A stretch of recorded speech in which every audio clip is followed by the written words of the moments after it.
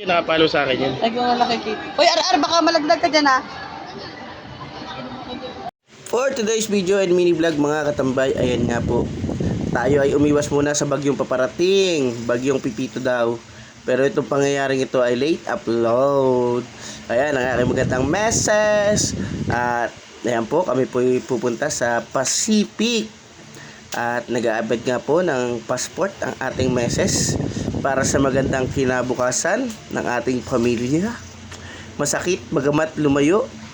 Ay nakaplano pa lang naman, pero sana pala rin ako sa aking ginagawang ito. Sana tulungan nyo ako mga tambay dyan na umasenso tayo.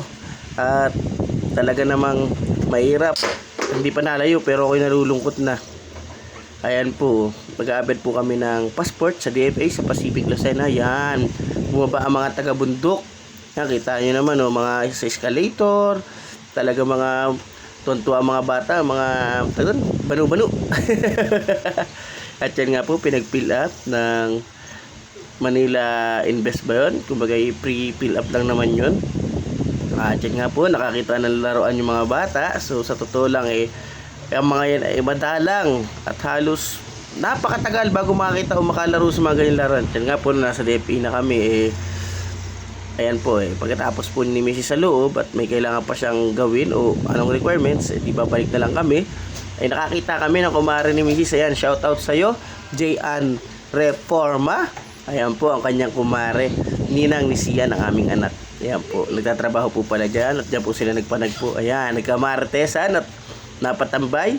So habang nagmamartes silang dalawa, sabi ko sa halagang 125 pesos mga katambay. Sabi ko nga po mga katambay, sa halagang 125 pesos naka-token ay ang alaala nyo mga batang yan, yung saya na maibigin at sa kanila hanggang sa paglaki nila maaalala nila yan, madadala nila yan, lalo yung mga ganyang memory sa lalo't higit madalang makapunta sa mga ganyang lugar.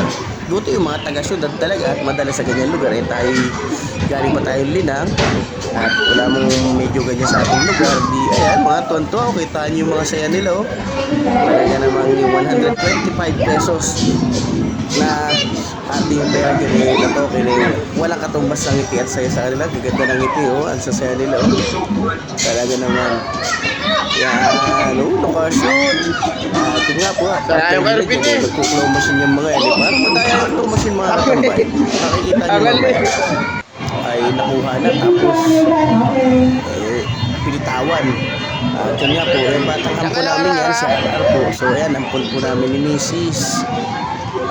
Kasi puro lalaki anak namin. Buti galing na ako si Arvin at least ikaw kami ng babae kasi hindi kami makababae. Sala naman Sabi nga ni Mrs. Iba. Sa iba ako kumagawa ng babae. Siya nga mga tambay na ni Mrs. Sala. Ito ka ba yun? Ito ka ba yung part na nakakuha na?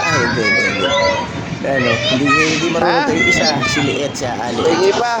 Hingi pa. Dito ka. Dito. Paubos yung token natin hawak. Wala tayong pansusunod kasi pamasahe na. Sakto walang pera natin mga katambay. Nangutang pa tayo. Shoutout sa ating inutangan. At nagpautang, nagtiwala. Salamat sa nagtiwala. Wala na. Dito pa to. Huwag ka mag-alala. Siguro mga 25 years tapos sa itang bayaran sa nagpautang sa akin. Diyan nga po, ito yata yung patay na nakakuha. Tapos biglang binitawan. Talaga naman may nakuha na. Ayun! Tinan nyo. Ayun, nakakuha si Lit! Siguro kailangan maghulog pa ng token para di bumitaw. Ayun biglang bumitaw. Para sayang. Sana nakakuha yung anakos natin dyan. Yun nga po, baka tambay. Sure ko lang. So, itong kaligayahan itong mga to talaga naman hindi matutumbasan kahit anong yun nga po nakakatuwa lang sa pakiramdam na na-treat natin sila sa ganyang bagay sa maliit na halaga talaga namang mga bago sa paningin nila yan lalo sa mga anak natin. So mga katambay natin dyan, salamat sa patuloy na suporta, panonood, pakikinig sa aking mga vlog.